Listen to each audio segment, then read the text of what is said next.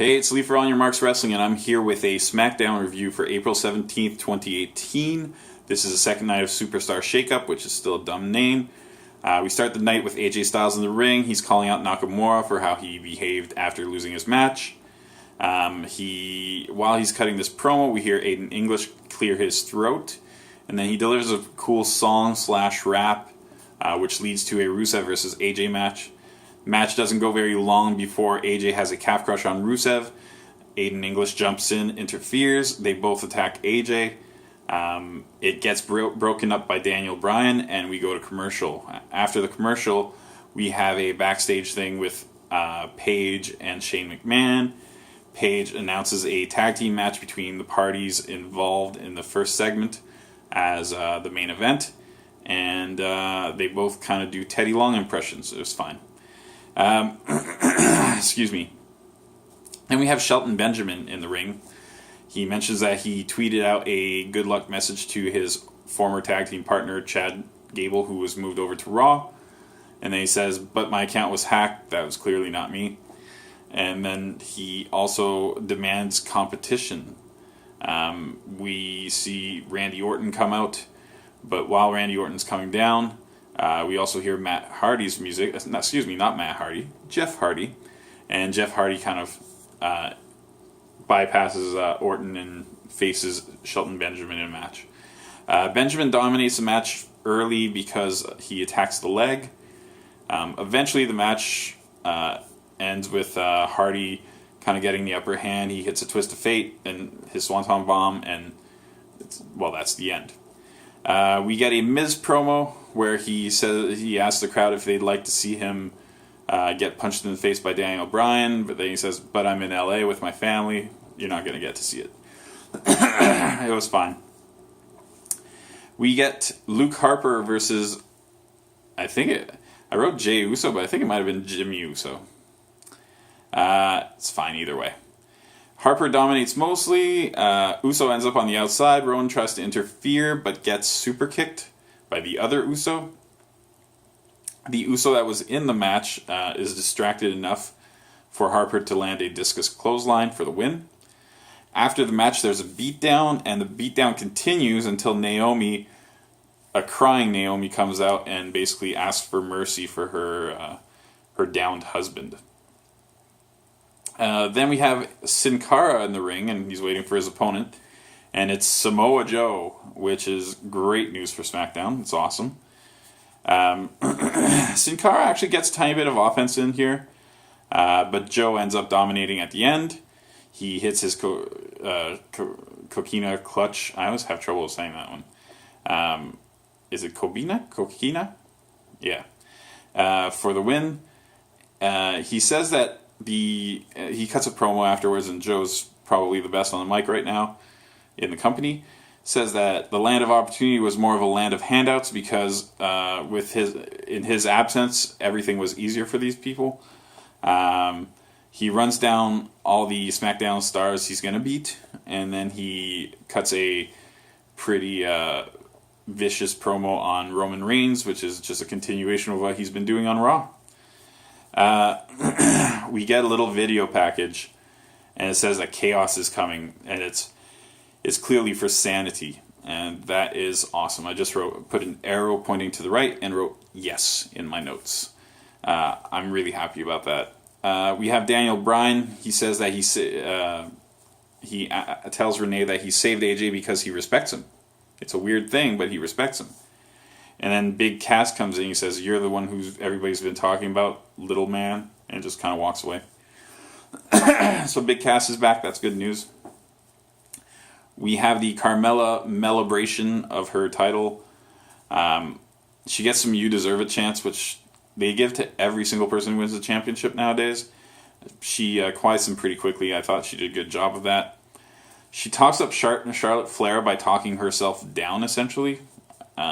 Did not like that, saying, like, I beat Charlotte Flair. Like she's surprised.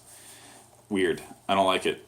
Calls the belt Cleopatra. She used to call her case Frankie. I'm not quite sure where she's going with it. Charlotte interrupts the whole thing. Says she respects that Carmella's a dirty player. because she knows a dirty player, one of the dirtiest players in the game. Then the Iconics come out. I hate that name. Just find something else if you can't say Iconic Duo. Peyton Royce does her kind of intentionally bad impression of Charlotte. And I thought Billie Kay sold it as the greatest impression of all time really well. I thought Kay was the funnier of the two in this bit. Charlotte ends up attacking the Iconics, but she's unsuccessful. But then Becky Lynch shows up. Excuse me. We go to commercial, and then we have Charlotte versus Billie Kay. Billie dominates this match early. It's like she really takes control. She has a lot of control over it. Charlotte eventually wins the match, though, with the figure eight. After the match, Carmella attacked Charlotte with the belt. She and Peyton Royce also attacked Becky.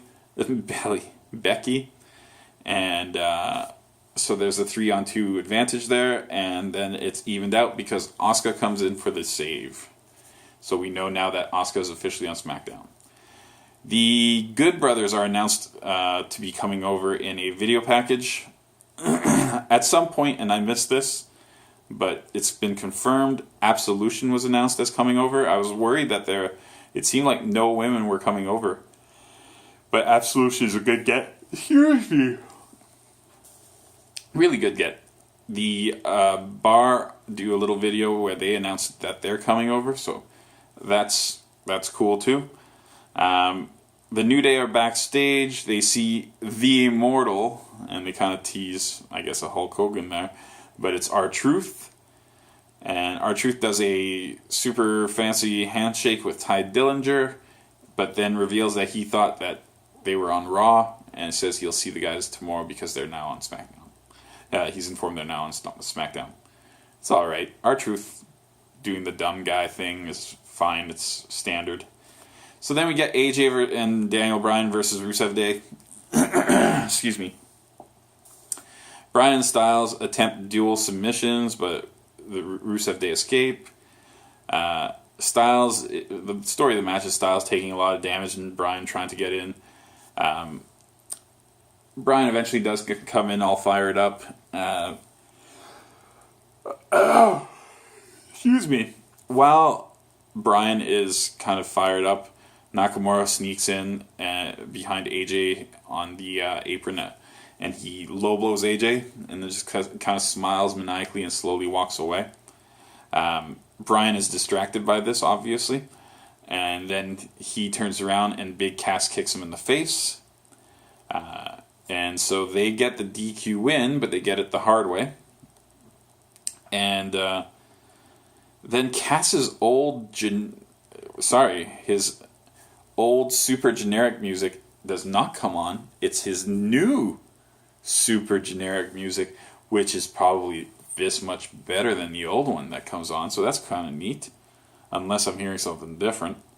And then Nakamura on the way out gets asked by Renee to comment, and he again says the no speak English thing. So that's the end of SmackDown. I actually enjoyed this quite a bit. There were a couple really good surprises. I think I missed a very important thing here. Where did I miss this?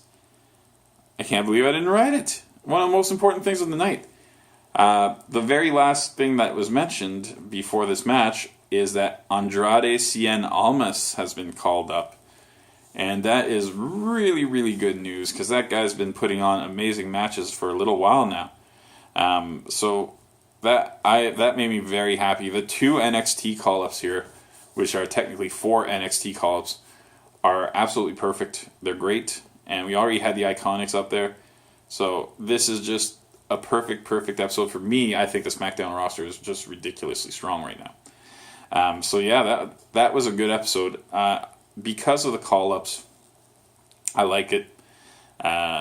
Because of the call-ups, because the matches were decent until they all had their weird finishes and whatnot, I gave this episode a 7.5 out of 10. So, pretty strong. Alright, thanks for watching. I'll have another review shortly.